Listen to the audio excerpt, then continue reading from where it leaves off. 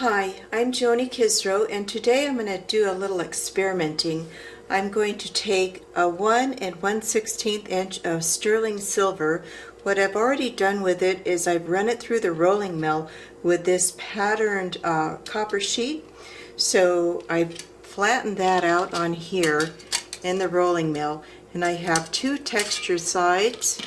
This side is actually more like the paper towel, but I actually like that better. So I'm not going to go with this side, which I had planned to originally. I'm going to go with this side. The next thing I've done is I've measured on my platen. I've just drawn different lines for different thicknesses, or widths rather, of whatever I'm going to be using. So this is 1 1/16 inch. And you see I've already drawn the line, so I know where to position that on my platen. And I've taken some 8-gauge round copper wire, and now I'm going to tape that right into the center of the platen, and I'm going to lay this on there. At this point, I've cut my sterling silver 1 1/16 inch. I've drawn lines on my platen to center that because I want this wire that I've made into the groovy look. I want that perfectly in the center of my sterling silver piece. So I'm putting it in the press, centering that up in the focal point. I'm putting my urethane on top of that, and now I'm going to bring down the press.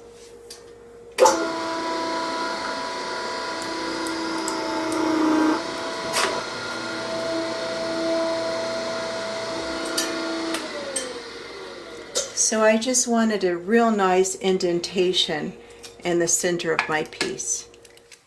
I've taken my sterling silver piece off of the platen, and I've drawn a line. I've measured a line here and here. So what I've measured is 6.5 inches plus a hair, because when I make it in the circle and solder it closed, I need just a little bit more than 6.5 inches, just a hair, because I need to have that go around the urethane. So I'm going to cut off a little on each end, right here and the other end, because I need it perfectly flat to solder that closed. The next thing I'm going to do is make my piece round, so I'm using Potter USA's bracelet bender. So I'm just going to open this up a little bit, slide it in there, tighten it down, and then just start bending it around with my thumbs. Put that a little bit farther in. Tighten it down very tight, and then just keep bending it. And then I push it back in a little bit, retighten it, and then just keep doing this until it's perfectly round. So I rounded my cup with a bracelet bender, but I've misshaped it a little bit so it won't roll off my fire brick. I have now flexed the whole piece, and this is a piece of silver solder. It's a high flow silver solder, and I'm using the Ultra Flux. So now I'm going to torch it with my acetylene torch, so I'll get that ready. So what I'm doing first is I'm burning off a little bit of the flux, getting some of that liquid out. Because if I put my solder on the seam before I do that, it's going to move around. So I'm just going to burn that off, and then I'm going to set my solder straight down on this seam. And this is a high flow solder, wire solder.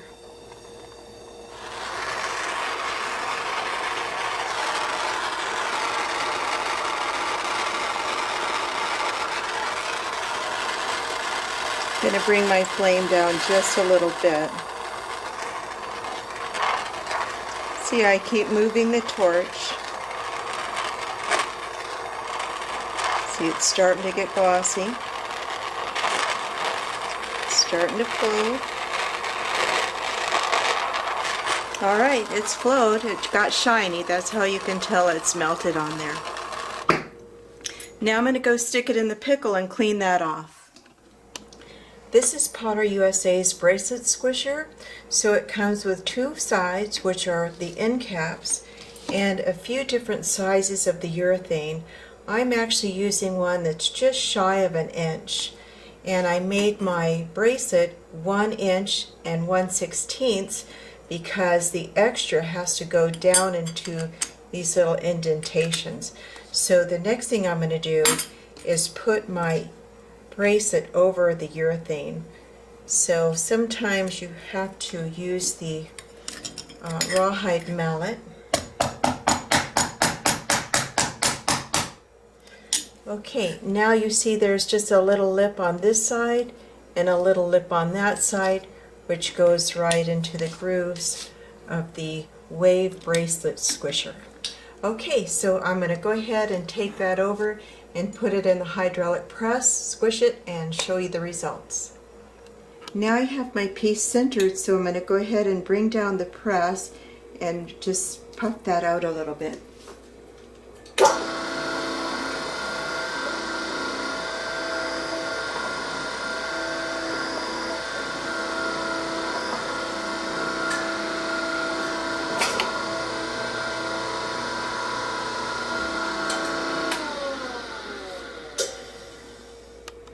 So this is the wave it put in. I really like that.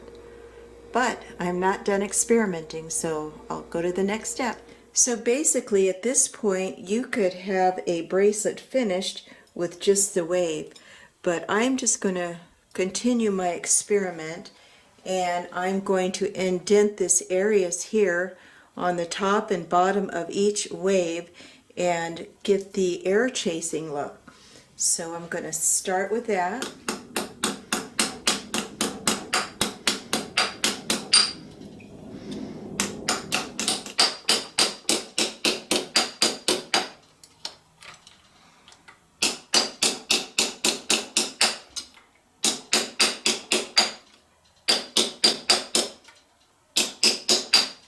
I'm going to turn it over.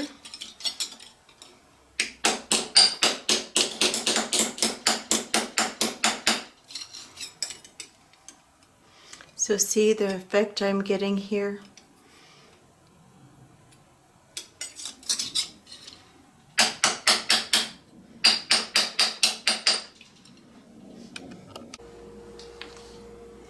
So this is the effect I got on the bracelet, and that was using the bracelet mandrel from Potter USA with a ball peen hammer.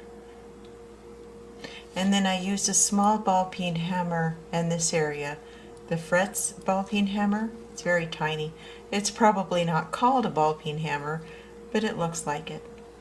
And then I cut this and just put this on my belt sander to round that out.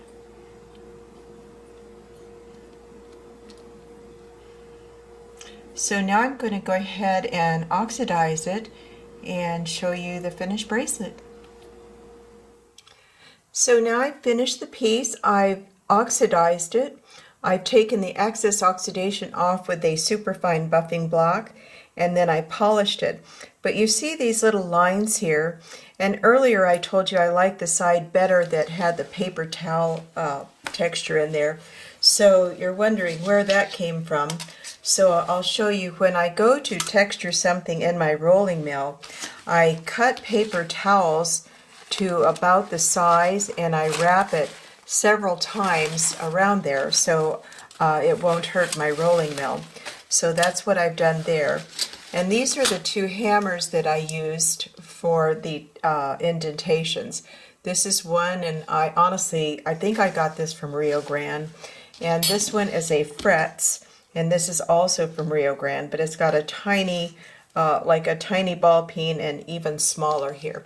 So I'm going to go ahead now and make one in copper, and I'm going to flame paint it. So I'll show you both of them in a few minutes.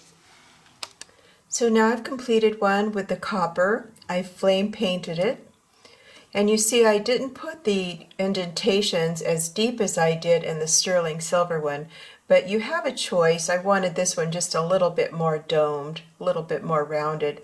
But you don't have to have them 2 inches wide like the normal wave bracelet that I've made in the past. So experiment, have fun. Thank you for watching.